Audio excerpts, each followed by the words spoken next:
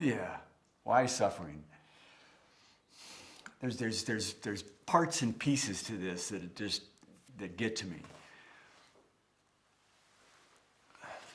How to say it?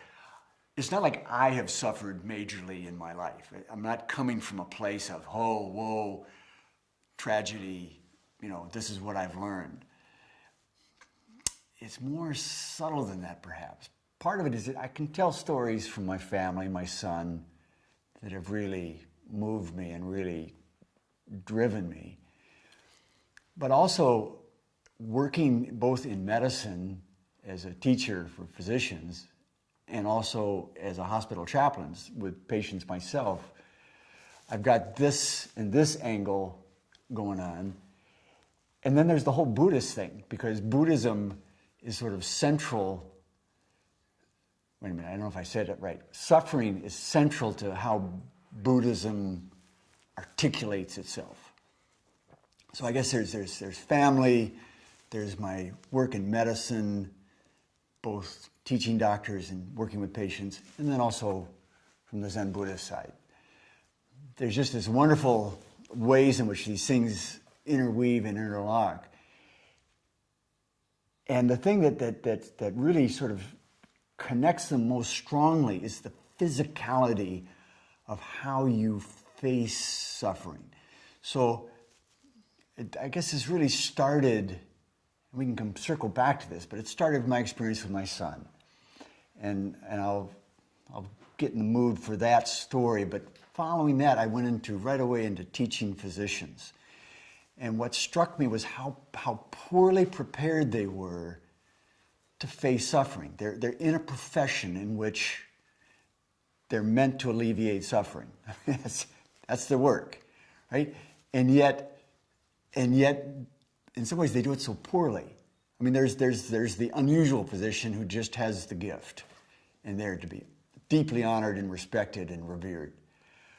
But we don't teach that in medical schools. We don't teach that quality of how do you face someone's suffering, because, that's your day, that's your night, that's your life as a physician. So that was kind of the starting point, that there's a physicality to facing suffering that they don't know. They don't know that it's available. They don't know that it's trainable. And therefore, if it happens, it's just by luck and circumstance or just individual quality of that person. So it's that sort of physicality that draws these three threads together. How did I face it in my family? How did I teach it with med students? How did I use it myself as a chaplain?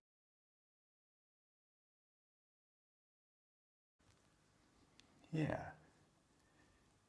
Yeah. I mean, if a patient is crying, I mean, this is such a common experience that a patient, let's say, will come into the clinic and, doc, my right arm's been hurting. What are we going to do about that? And so they're doing the usual check and this. But they're starting to sense there's something going on that maybe is not about the arm. Maybe it was the accident that caused the arm pain was actually a domestic struggle. And who wants to go there? But there's that undercurrent, and then there starts to become the tears and the frustration and the anger. It's like, wait a minute. I can fix your arm, but I can't fix your marriage. So there's that sensitivity of what can I actually fix? What can I accomplish? And so what's missing from that, or so this notion of if it's fixable, you got my full attention, you got my full experience. If it's not fixable, man, we got to find somebody else to help you, because that's not me. And what's missing is just sometimes we just want to be heard.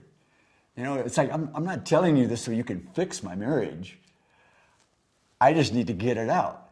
And I need somebody right there in a certain way, kind of absorbing this story, going there with me, feeling that pain. That's great. most physicians, I don't know if it's most, but many physicians don't get that too is therapeutic. I think that's true of most people. We don't, especially guys. Guys, we want to fix stuff. But the therapeutic elements of just facing somebody's suffering ain't in the curriculum.